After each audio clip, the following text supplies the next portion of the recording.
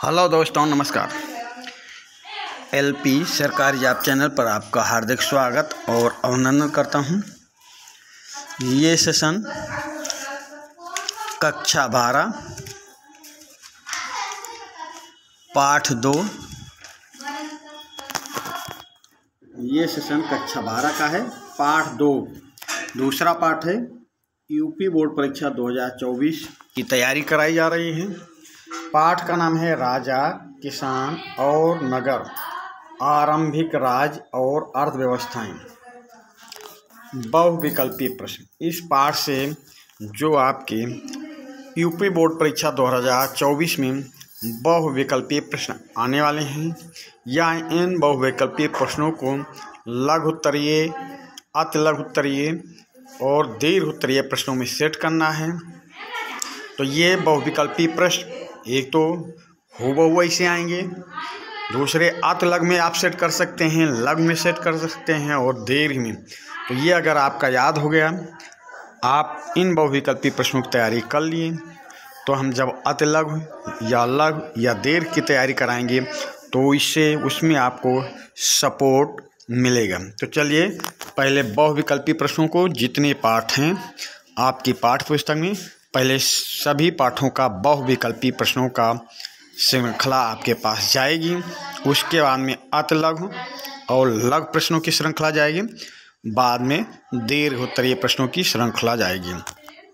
तो अभी बहुविकल्पीय प्रश्नों की श्रृंखला है। तो चलिए पहला प्रश्न देखते हैं। प्रश्न नंबर 1, कुषाण शासक कनिष्क का राज्यारोहण कब हुआ था? राज्यारोहण कब हुआ था? 78 ईसा पूर्व, 319 ईसा पूर्व, 570 ईस्वी में या 320 ईस्वी में। तो 78 ईसा पूर्व में कुषाण शासक कनिष्क का राज्यारोहण होता है। 319 ईसा पूर्व में मौर्य शासक चंद्रगुप्त मौर्य का राज्यारोहण होता है। 570 ईस्वी में मोहम्मद साहब का जन्म होता है। 320 ईस्वी में गुप्त वंश की स्थापना होती है, चंद्रगुप्त का राज्यारोहण होता है। तो इस प्रकार प्रश्न नंबर 1 का ऑप्शन ए सही उत्तर होगा, 78 ईसा पूर्व। प्रश्न नंबर 2 पे आ जाएं। शक संवत का प्रारंभ कब हुआ था? शक संवत का प्रारंभ कब हुआ था? 320 ईसा पूर्व या 320 ईस्वी या 326 ईसा पूर्व या 78 ईसा पूर्व। तो 300 ईसा पूर्व मैंने अभी आपको बताया चंद्रगुप्त मौर्य का राज्यारोहण होता है। 320 ईस्वी में चंद्रगुप्त गुप्त वंश की स्थापना होती है। 326 ईसा पूर्व में सिकंदर का भारत पर आक्रमण होता है। अब ऑप्शन डी बचा, शक संवत का प्रारंभ कब होता है? तो 878 ईसा पूर्व। प्रश्न नंबर 2 का ऑप्शन डी सही उत्तर होगा, 78 ईसा पूर्व। प्रश्न नंबर 3, मौर्य साम्राज्य का अंत कब हुआ? मौर्य साम्राज्य का अंत कब हुआ? 319 ईस्वी में, 185 ईस्वी में, 320 ईसा पूर्व या 712 ईसा पूर्व। तो 319 या 20 ईस्वी में गुप्त वंश की स्थापना हो रही है। 320, 1920 में गुप्त वंश की स्थापना हो रही है। 185 ईसा पूर्व में मौर्य साम्राज्य का अंत हो रहा है। मौर्य साम्राज्य का अंत हो रहा है 185 ईसा पूर्व। 320 ईसा पूर्व में मौर्य साम्राज्य की स्थापना हो रही है। 320 ईसा पूर्व मौर्य साम्राज्य की स्थापना हो रही है और 712 ईसा पूर्व इसमें ऑप्शन में दिया गया है। तो ये आप 712 ईसा पूर्व, इससे संबंधित कोई आपके यहाँ कोई वाक्य नहीं। 712 ईस्वी होता तो मोहम्मद बिन कासिम ने आक्रमण किया था। मोहम्मद बिन कासिम ने आक्रमण किया था पर 712 ईसा पूर्व है, तो 712 ईसा पूर्व को आप छोड़ दें। 712 ईस्वी रहेगा तो मोहम्मद बिन कासिम का आक्रमण। तो प्रश्न नंबर 3 का सही उत्तर होगा मौर्य साम्राज्य का अंत कब हुआ, तो 185 ईसा पूर्व। प्रश्न नंबर 3 का ऑप्शन बी सही उत्तर होगा। अगले प्रश्न पे आ जाएं। गुप्त शासन का आरंभ किस सन में हुआ? गुप्त शासन का आरंभ किस सन में हुआ? तो यहाँ पर आप ध्यान देंगे, वैसे तो 240 ईस्वी में गुप्त शासन के संस्थापक श्री गुप्त ने गुप्त वंश की स्थापना की थी। श्री गुप्त ये 20 वर्षों तक शासन किए। फिर 280 ईस्वी में घटोत्कच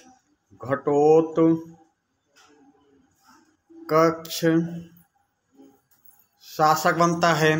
320 ईस्वी में चंद्रगुप्त शासक बनता है, चंद्रगुप्त प्रथम शासक बनता है। और 606 ईस्वी में हर्षवर्धन शासक बनता है, हर्षवर्धन शासक बनता है। तो यहाँ पे गुप्त शासन का आरंभ किस सन में हुआ? यदि ऑप्शन में 240 ईस्वी, 280 ईस्वी, 320 ईस्वी और 606 ईस्वी दिया रहेगा तो आप 240 पे जाना। यदि नहीं दिया रहता है तो 280 आपके ऑप्शन में आएगा नहीं, 240 या 320 आएगा। 240 ऑप्शन में नहीं रहेगा तो आप ऑप्शन सी पे चले जाना। प्रश्न को अच्छी तरह समझना। गुप्त शासन का आरंभ 240 ईस्वी में हुआ था, उस श्री गुप्त ने किया था। 280 ईस्वी में इसके दूसरे शासक श्री गुप्त का पुत्र घटोत्कच राजा बनता है। फिर 300 ईस्वी में 20 ईस्वी में चंद्रगुप्त प्रथम शासक बनता है। तो आप प्रश्न के अकॉर्डिंग और या 240 रहेगा तो 320 पे नहीं जाना, और 320 रहेगा 240 या 280 नहीं रहेगा तो आप 320 सही करके आना। तो गुप्त शासन का आरंभ किस सन में हुआ था? तो हुआ था 240 ईस्वी में। ऑप्शन में यदि नहीं रहता तो आप 320 ईस्वी सही करके आना पेपर में। चलते हैं अगले प्रश्न पे। प्रश्न नंबर 5, चंद्रगुप्त मौर्य का राज्यारोहण कब हुआ? चंद्रगुप्त मौर्य राजा कब बना? 321 ईसा पूर्व या 326 ईसा पूर्व या 606 ईस्वी में या 320 ईस्वी में? तो 320 में अभी बताया गुप्त शासन की स्थापना। 606 में हर्षवर्धन बनता है शासक, वर्धन वंश की स्थापना। 326 ईसा पूर्व सिकंदर आक्रमण करता है। 326 ईसा पूर्व सिकंदर भारत पर आक्रमण करता है। अब बचा 321, तो चंद्रगुप्त मौर्य का राज्यारोहण होता है 320 में। ऑप्शन में 321 है तो बस निकटतम उत्तर 321 सही होगा। प्रश्न नंबर 5 का ऑप्शन ए सही उत्तर होगा। चलते हैं अगले प्रश्न पे। प्रश्न नंबर 6, झेलम का युद्ध कब हुआ? झेलम का युद्ध कब हुआ? तो 326 ईसा पूर्व या 320 ईसा पूर्व या 240 ईस्वी या 320 ईस्वी? तो 320 ईस्वी में चंद्रगुप्त प्रथम शासक बनता है। चंद्रगुप्त प्रथम शासक बनता है। 240 ईस्वी में श्री गुप्त शासक बनता है, श्री गुप्त शासक बनता है। 320 ईसा पूर्व में चंद्रगुप्त मौर्य शासक बनता है, चंद्रगुप्त मौर्य शासक बनता है। और 326 ईसा पूर्व झेलम का युद्ध होता है। 320 ईस्वी में सिकंदर ने भारत पर आक्रमण किया था। तो सही उत्तर होगा झेलम का युद्ध कब हुआ? तो 326 ईसा पूर्व सिकंदर ने झेलम का युद्ध भारत के खिलाफ लड़ा था। तो सिकंदर का भारत पर आक्रमण 326 ईसा पूर्व या झेलम का युद्ध कब हुआ? 326 ईसा पूर्व। प्रश्न नंबर 6 का ऑप्शन 6 का ऑप्शन ए सही उत्तर होगा। प्रश्न नंबर 7 पे आ जाएं। सिकंदर ने भारत पर कब आक्रमण किया था? तो सिकंदर ने भारत पर कब आक्रमण किया था? 326 ईसा पूर्व, 320 ईसा पूर्व, 185 ईसा पूर्व या 78 ईस्वी में? तो अभी बताया था अगले प्रश्नों में 78 ईस्वी में कुषाण वंशी शासक कनिष्क राजा बनता है। 185 ईस्वी में मौर्य वंश का पतन हो जाता है। 185 ईस्वी में मौर्य वंश का पतन हो जाता है। 320 ईस्वी में मौर्य वंश स्थापित होता है। मौर्य वंश की स्थापना होती है। अब आपका प्रश्न है सिकंदर ने भारत पर कब आक्रमण किया? तो सिकंदर ने भारत पर आक्रमण किया था 326 ईसा पूर्व, यानी झेलम का युद्ध कब हुआ था? 326 ईसा पूर्व।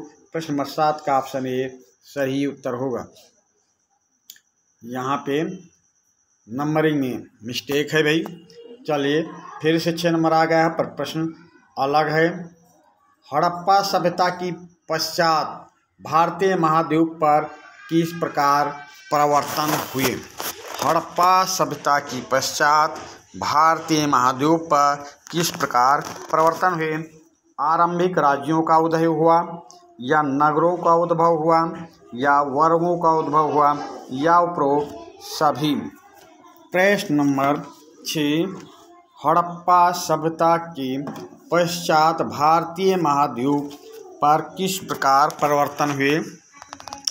तो परिवर्तन हुआ था, आरंभिक राज्यों का उदय हुआ, नगरों का उदय हुआ, वर्गों का उदय हुआ, और इस प्रकार आपका प्रश्न नंबर 6 का ऑप्शन डी सही उत्तर होगा।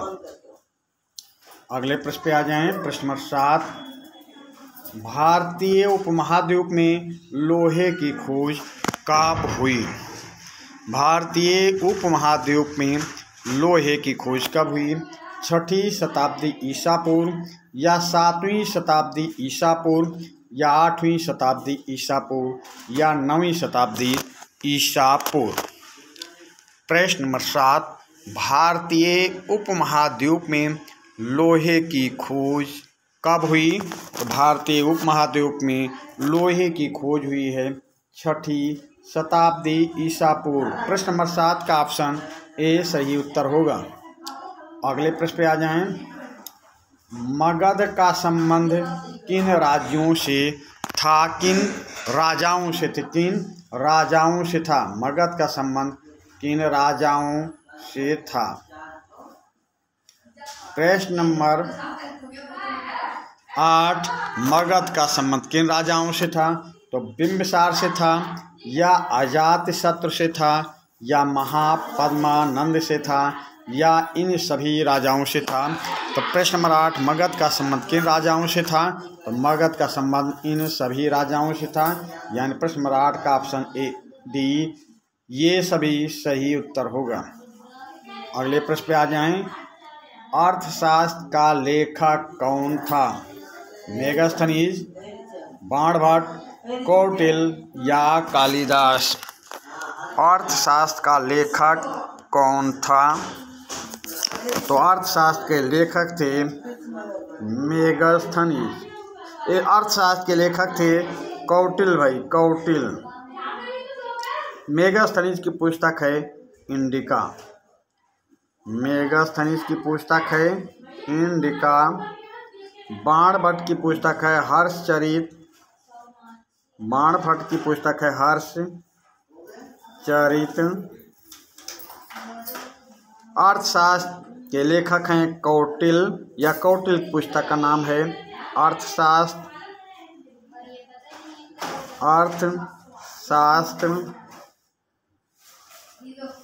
और कालिदास की पुस्तक का नाम है। तो कालिदास ने कई पुस्तकों का वर्णन किया है। तो आप यहाँ पे अभिज्ञान शाकुंतलम दे सकते हैं। अभिज्ञान शाकुंतलम,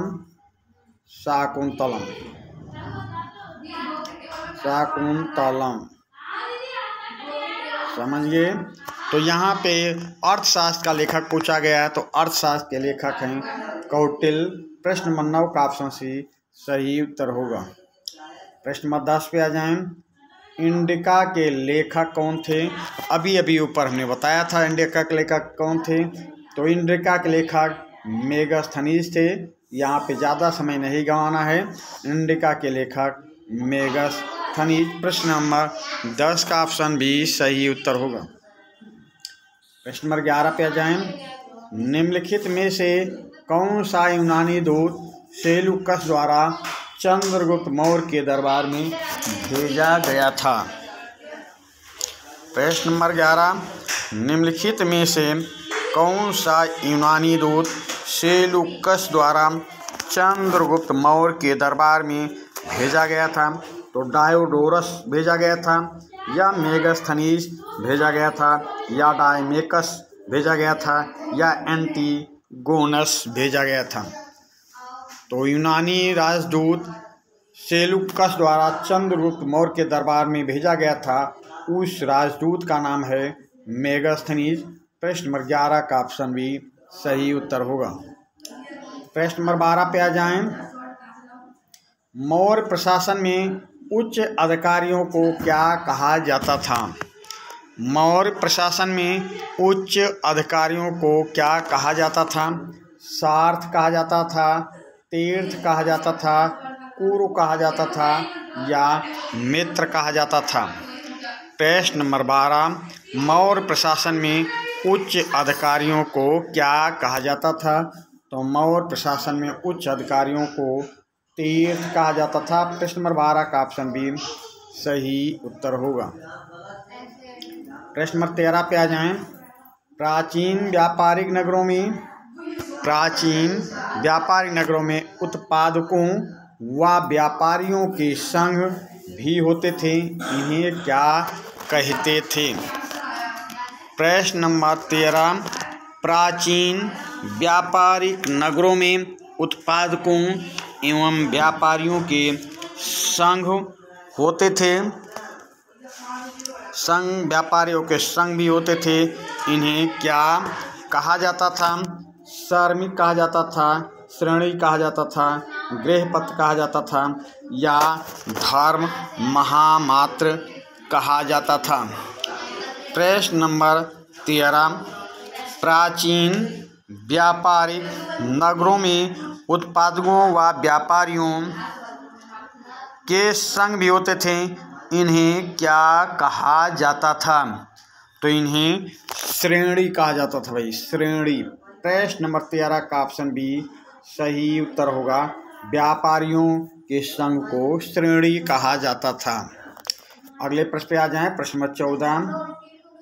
किस वंश का उल्लेख मेगास्थनीज द्वारा रचित इंडिका में किया गया है? किस वंश का उल्लेख मेगास्थनीज द्वारा रचित इंडिका में किया गया है? वाकाटक वंश का उल्लेख किया गया है, या परमार वंश का उल्लेख किया गया है, या चोल वंश का उल्लेख किया गया है, या मौर्य वंश का उल्लेख किया गया है?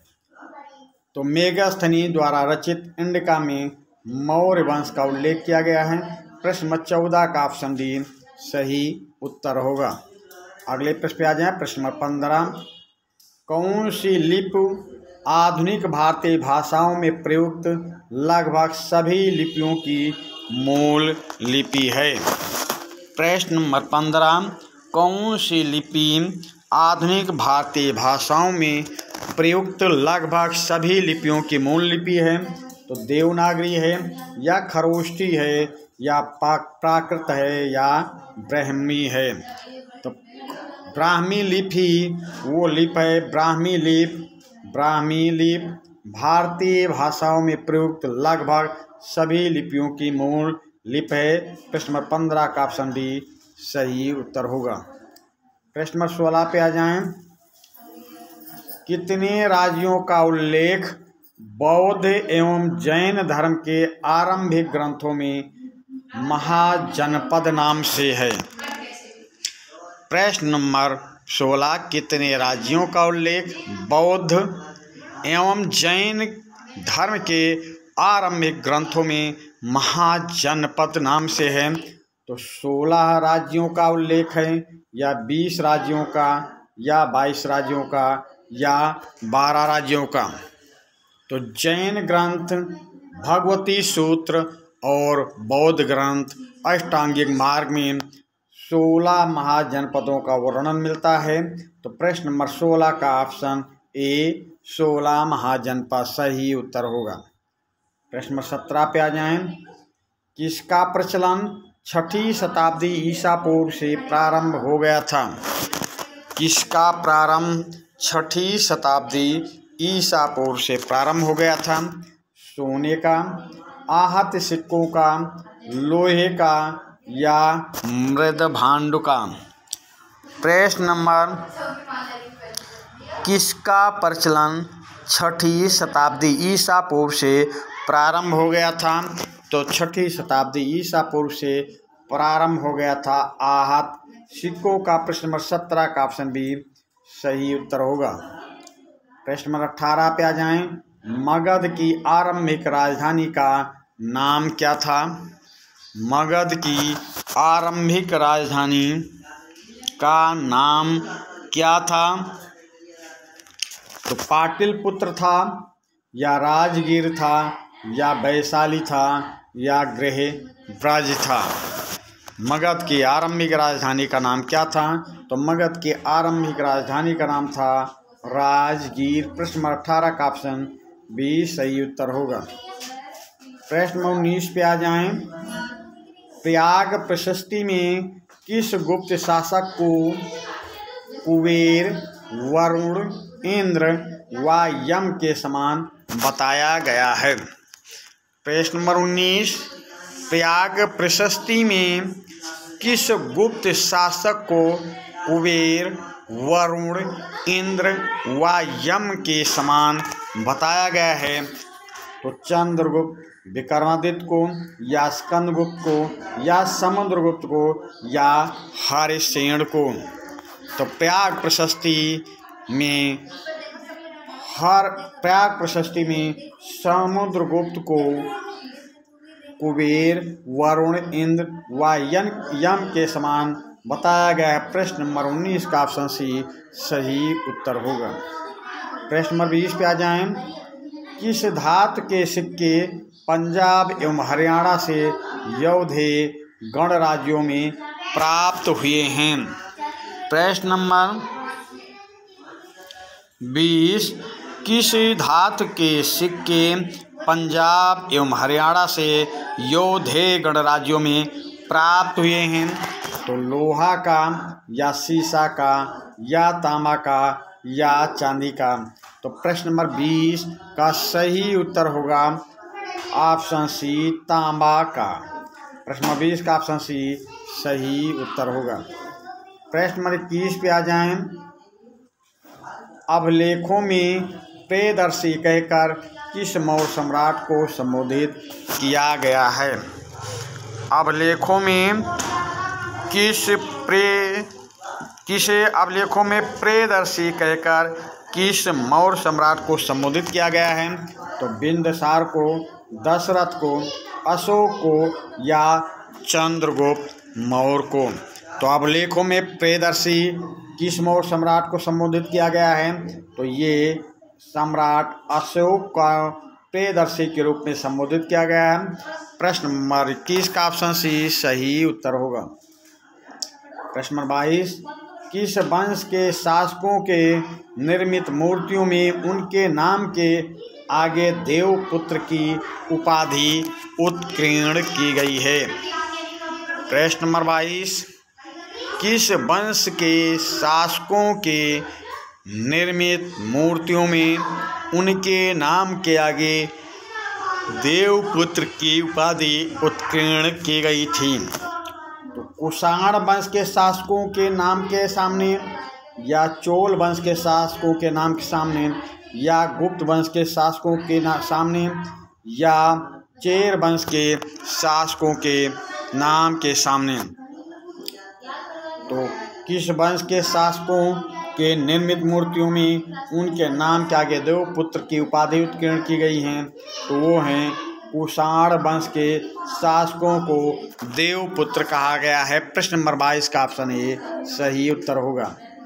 प्रश्न नंबर 23 पे आ जाएं। मौर्यकालीन नगर प्रशासन व्यवस्था में किस समिति का कार्य तैयार वस्त्र की देखभाल करना था? प्रश्न नंबर 23, मौर्यकालीन नगर प्रशासन व्यवस्था में किस समिति का कार्य तैयार वस्त्र की देखभाल करना था? तो छठी समिति का ये कार्य था, या पांचवी समिति का, या तीसरी समिति का, या पहली समिति का? तो मौर्यकालीन नगर प्रशासन व्यवस्था में पांचवी समिति का कार्य था तैयार वस्त्र की देखभाल करना। प्रश्न नंबर 23 का ऑप्शन बी सही उत्तर होगा। प्रश्न नंबर 24 पे आ जाएं। अशोक के सारनाथ स्तंभ में कितने शेर बनाए गए थे? अशोक के सारनाथ स्तंभ में कितने शेर बनाए गए थे? 2 शेर बनाए गए थे, 3 शेर बनाए गए थे, 4 शेर बनाए गए थे, या 5 शेर बनाए गए थे? तो अशोक के सारनाथ स्तंभ में 4 शेर बनाए गए थे, यानी प्रश्न नंबर 24 का ऑप्शन सी सही उत्तर होगा। प्रश्न नंबर 25 पे आ जाएं। साम्राज्य के अधिकांश हिस्से में अशोक के शिलालेख लिखे गए थे। साम्राज्य के अधिकांश हिस्से में अशोक के शिलालेख लिखे गए थे। प्राकृत भाषा में, संस्कृत भाषा में, तमिल भाषा में, या पाली भाषा में? प्रश्न नंबर 25, साम्राज्य के अधिकांश हिस्से में अशोक के शिलालेख लिखे गए थे, वो लिखे गए थे प्राकृत भाषा में। प्रश्न नंबर 25 का ऑप्शन ए सही उत्तर होगा। प्रश्न नंबर 26 पे आ जाएं। अशोक के अधिकांश प्राकृत अभिलेख लिखे गए थे। अशोक के अधिकांश प्राकृत अभिलेख लिखे गए थे खरोष्टी में, ब्राह्मी में, ग्रीक में, या अरमाइक में? प्रश्न नंबर 26, अशोक के अधिकांश प्राकृत अभिलेख लिखे गए हैं और वो लिखे गए हैं ब्राह्मी में। प्रश्न नंबर 26 का ऑप्शन बी सही उत्तर होगा। प्रश्न नंबर 27, मेगास्थनीज जो चंद्रगुप्त मौर्य के दरबार में आया था। मेगास्थनीज जो चंद्रगुप्त मौर्य के दरबार में आया था, कवि था, चिकित्सक था, नाविक था, या इतिहासकार था? तो मेगास्थनीज जो चंद्रगुप्त मौर्य के दरबार में आया था वो एक इतिहासकार था, यानी कि प्रश्न नंबर 27 का ऑप्शन डी सही उत्तर होगा। प्रश्न नंबर 28 पे आ जाएं। निम्नलिखित में किसके अभिलेख में राजा को देवता का प्रिय बताया गया है? निम्नलिखित में से किसके अभिलेख में राजा को देवता का प्रिय बताया गया है? तो अशोक को, चंद्रगुप्त मौर्य को, कुमारगुप्त को, या पुष्यमित्र को? तो सम्राट अशोक राजा को देवताओं का प्रिय बताया गया। प्रश्न नंबर 28 का ऑप्शन ए सही उत्तर होगा। प्रश्न नंबर 19 पे आ जाएं।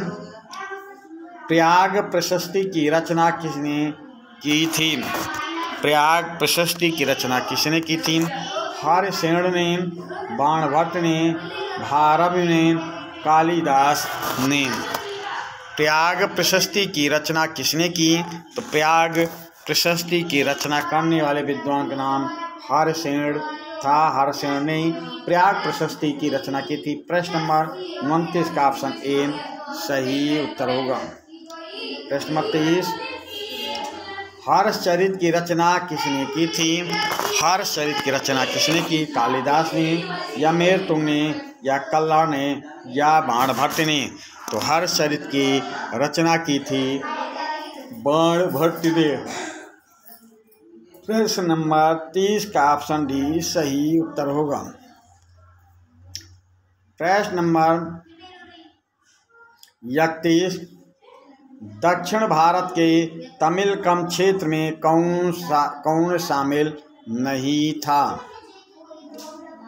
प्रश्न नंबर 31, दक्षिण भारत के तमिलकम क्षेत्र में कौन शामिल नहीं था? चोल नहीं शामिल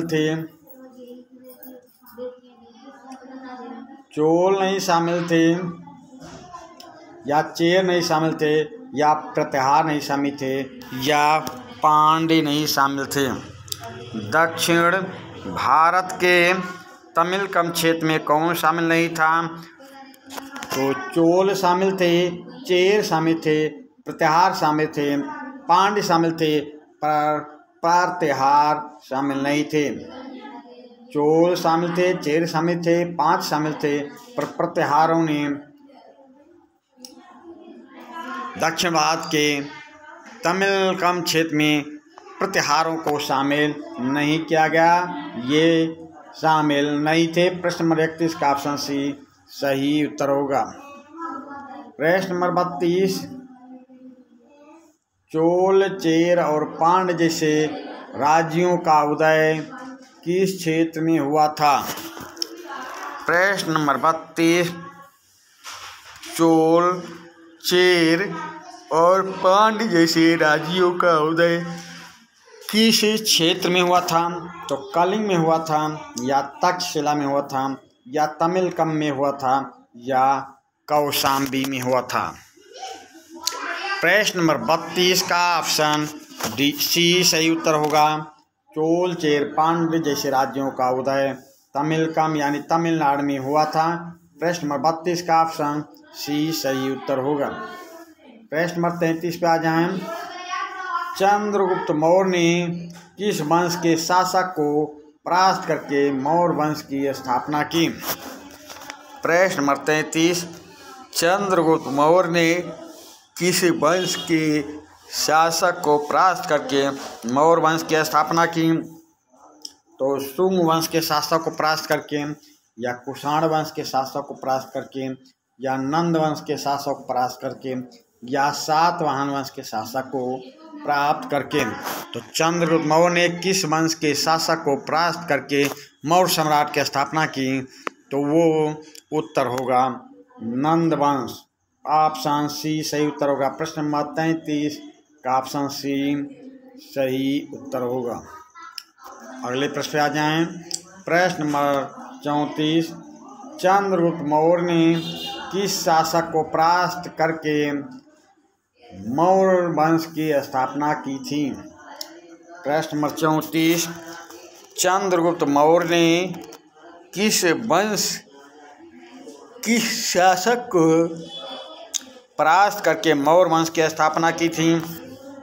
तो उस शासक का नाम बताना है। तो महापद्मनंद को परास्त करके, या घनानंद को परास्त करके, या पुष्यमित्र को प्राप्त करके, या सेल्यूकस को प्राप्त करके। तो चंद्रगुप्त मौर्य ने किस शासक को परास्त करके मौर्य वंश की स्थापना की? तो वो शासक का नाम है घनानंद को परास्त करके। प्रश्न नंबर 34 का ऑप्शन भी सही उत्तर होगा। अगले प्रश्न पे आ जाएं। प्रश्न नंबर 35, किस मौर्य सम्राट ने कलिंग पर विजय प्राप्त की? प्रश्न नंबर 35, किस मौर्य शासक ने कलिंग आधुनिक उड़ीसा पर विजय प्राप्त की? तो बिंदुसार ने, या चंद्रगुप्त मौर्य ने, या अशोक ने, या दशरथ ने। तो वो मौर्य शासक था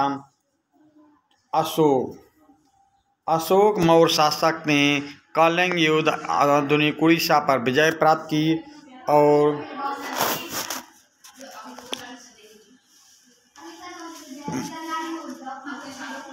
और इसी विजय के बाद अशोक ने बौद्ध धर्म स्वीकार कर लिया था। तो किस मौर्य शासक ने कलिंग आधुनिक उड़ीसा पे विजय प्राप्त की? तो उस शासक का नाम था अशोक। अशोक ने कलिंग युद्ध लड़ा, और अशोक ने ही इसी युद्ध के बाद बौद्ध धर्म स्वीकार कर लिया था। तो प्रश्न नंबर 35 का ऑप्शन सी सही उत्तर होगा। प्रश्न नंबर 36 पे आ जाएं।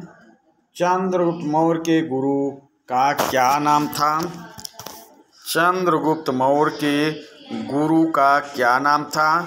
कौटिल्य था, चाणक्य था, विष्णुगुप्त था या ये सभी थे? प्रश्न नंबर 36, चंद्रगुप्त मौर्य के गुरु का नाम क्या था? तो चंद्रगुप्त मौर्य एवं प्रधानमंत्री का नाम था कौटिल्य, चाणक्य, विष्णुगुप्त, यानी प्रश्न नंबर 36 का ऑप्शन डी सही उत्तर होगा, ये सभी। अगले प्रश्न पे आ जाएं। मेगास्थनीज किसका राजदूत था? मेगास्थनीज किसका राजदूत था? सेलुकस का राजदूत था या अशोक का राजदूत था या दशरथ का राजदूत था या बिंदुसार का राजदूत था? तो मेगास्थनीज किसका राजदूत था? तो मेगास्थनीज राजदूत था सेलुकस का। प्रश्न नंबर 37 का ऑप्शन ए सही उत्तर होगा। मेगास्थनीज किसका राजदूत था? तो मेगास्थनीज सेलुकस का राजदूत था। अगले प्रश्न पे आ जाएं। यूनानी शासक सेलुकस का राजदूत कौन था? प्रश्न नंबर 38, यूनानी शासक सेलुकस का राजदूत कौन था? तो यूनानी शासक सेलुकस का राजदूत डायोडोरस थे या मेगास्थनीज थे या डायमेकस थे या भद्रबाहु थे? तो यूनानी शासक सेलुकस का राजदूत कौन था? तो यूनानी शासक सेलुकस का राजदूत कौन था? डायोडोरस, मेगास्थनीज, डायमेकस या भद्रबाहु? तो यूनानी शासक सेलुकस का राजदूत कौन था? तो वो राजदूत थे मेगास्थनीज। प्रश्न नंबर 38 का ऑप्शन बी सही उत्तर होगा। अगले प्रश्न पे आ जाएं। चंद्रगुप्त मौर्य के दरबार में मेगास्थनीज कब तक रहा? चंद्रगुप्त मौर्य के दरबार में मेगास्थनीज कब तक रहा? तो 304 ईसा पूर्व से 299 ईसा पूर्व या 304 ईसा पूर्व से 245 ईसा पूर्व या 299 ईसा पूर्व से 209 ईसा पूर्व के मध्य या ऑप्शन डी 299 ईसा पूर्व से 185 ईसा पूर्व के मध्य।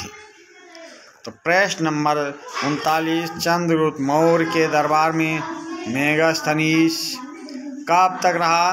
तो चंद्रगुप्त मौर्य के दरबार में मेगास्थनीज 304 ईसा पूर्व से 290 ईसा पूर्व के मध्य था। प्रश्न 39 का ऑप्शन सी सही उत्तर होगा। प्रश्न नंबर 41 पे आ जाएं। प्रश्न नंबर 41, चंद्रगुप्त मौर्य ने किस जैन साधु को अपना गुरु मान लिया था? चंद्रगुप्त मौर्य ने किस जैन साधु को अपना गुरु मान लिया था? स्थूलभद्र को या भद्रबाहु को या महावीर स्वामी को या वृषभदेव को? चंद्रगुप्त मौर्य ने किस जैन साधु को अपना गुरु मान लिया था? तो चंद्रगुप्त मौर्य ने जैन साधु भद्रबाहु को अपना गुरु मान लिया था। इन्हीं के साथ ये कर्नाटक श्रवण बेलगोला चले जाते थे और वहाँ सरलेखना पद्धति द्वारा अपने जीवन को समाप्त करते थे, यानी भूख द्वारा, उपवास द्वारा, जिसे संलेखना पद्धति कहते हैं। भद्रबाहु के बताए अनुसार, नियम अनुसार चंद्रगुप्त मौर्य ने अपने प्राण को त्याग दिया था। तो प्रश्न नंबर 40 का ऑप्शन भी सही उत्तर होगा। प्रश्न नंबर 41 पे आ जाएं। चंद्रगुप्त मौर्य जैन साधु भद्रबाहु के साथ कहाँ चले गए थे? प्रश्न नंबर 41, चंद्रगुप्त मौर्य जैन साधु भद्रबाहु के साथ कहाँ चले गए थे? तो श्रवण बेलगोला चले गए थे, या बेंगलुरु चले गए थे, या चेन्नई चले गए थे, या तिरुवनंतपुरम चले गए थे। तो चंद्रगुप्त मौर्य जैन साधु भद्रबाहु के साथ कहाँ चले गए थे? तो चले गए थे श्रवण बेलगोला।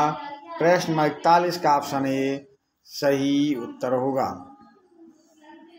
प्रश्न नंबर 42, चंद्रगिरी पर्वत कर्नाटक पर संलेखना पद्धति से अपनी जीवन लीला किस मौर्य शासक ने समाप्त की थी? प्रश्न नंबर 42, चंद्रगिरी पर्वत कर्नाटक पर संलेखना पद्धति से अपनी जीवन लीला किस मौर्य सम्राट ने, मौर्य शासक ने समाप्त की थी? तो दशरथ ने, कुणाल ने, अशोक ने, या चंद्रगुप्त मौर्य ने। तो प्रश्न नंबर 42 का ऑप्शन डी सही उत्तर होगा, चंद्रगुप्त मौर्य ने। प्रश्न नंबर 43 पे आ जाएं। मौर्य साम्राज्य का प्रांतीय प्रशासन, मौर्य साम्राज्य का प्रांतीय प्रशासन कितने प्रांतों में विभाजित था? 5 प्रांतों में विभाजित था, या 7 प्रांतों में विभाजित था, या 9 प्रांतों में विभाजित था, या 11 प्रांतों में विभाजित था? मौर्य साम्राज्य का प्रांतीय प्रशासन कितने प्रांतों में विभाजित था? तो ये विभाजित था 5 प्रांतों में। प्रश्न नंबर 43 का ऑप्शन ए सही उत्तर होगा। प्रश्न नंबर 44 पे आ जाएं। प्रश्न नंबर 44, मौर्य साम्राज्य में प्रांतों को क्या कहते थे? मौर्य साम्राज्य में प्रांतों को क्या कहते थे? चक्र कहते थे, या मंडल कहते थे, या प्रादेशिक कहते थे, या राजुक कहते थे? तो मौर्य साम्राज्य में प्रांतों को क्या कहते थे? चक्र कहते थे। प्रश्न नंबर 44 का ऑप्शन ए सही उत्तर होगा। प्रश्न नंबर 45 पे आ जाएं। मौर्य साम्राज्य में प्रशासन की सबसे छोटी इकाई ग्राम थी, इसका प्रधान क्या कहलाता था? मौर्य साम्राज्य में प्रशासन की सबसे छोटी इकाई ग्राम थी, इसका प्रधान क्या कहलाता था? तो ग्रामिक कहलाता था, या एस्ट्रोनोमाई कहलाता था, या एग्रोनोमाई कहलाता था, या प्रादेशिक कहलाता था? प्रश्न नंबर 45, मौर्य साम्राज्य में प्रशासन की सबसे छोटी इकाई ग्राम थी, इसका प्रधान क्या कहलाता था? तो इसका प्रधान कहलाता था ग्रामिक। प्रश्न नंबर 45 का ऑप्शन ए सही उत्तर होगा। प्रश्न नंबर 46 पे आ जाएं।